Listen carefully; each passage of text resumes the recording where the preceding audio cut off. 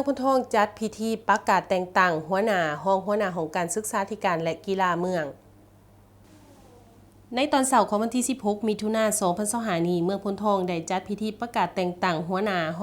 ของการศึกษาธิการและกีฬาเมืองพิธีจัดขึ้นที่สโมสรศึกษาธิการและกีฬาเมืองโดยให้เกียรติเป็นประธานของท่านจำปาแดงศรีหาวงศ์ห้องเจ้าเมืองพุนทองพร้อมคณะมีท่านเวียงนครบัวละพันธ์ห้องแผนกศึกษาธิการและกีฬาแขวงจำปาสักหัวหน้าของการอ้อมขางเมืองครูอาจารย์จากกลุ่มศึกษาทั่วเมืองพร้อมด้วยพนักงานวิชาการที่เกี่ยวข้องเข้าร่วมในพิธีทานคัสนีนรสิงห์หัวหน้าคณะจัดตั้งเมืองได้ผ่านข้อตกลงของทานเจ้าเมืองฉบับเลขที่ 143 จม.พท.ลงวันที่ 4 มิถุนายน 2025ว่าโดยการแต่งตั้งหัวหน้าของการศึกษาธิการและกีฬาเมืองพุนทองเจ้าเมืองพุนทองตกลงเห็นดีแต่งตั้งทานบุษบงคำเทพากรรมการพรรคเมืองหัวหน้าของการศึกษาธิการและกีฬาเมืองเป็นหัวหน้าของการศึกษาธิการและกีฬาเมืองแทนฐานสมพรราชจักรย้ายไปเฮ็ดหน้าที่ใหม่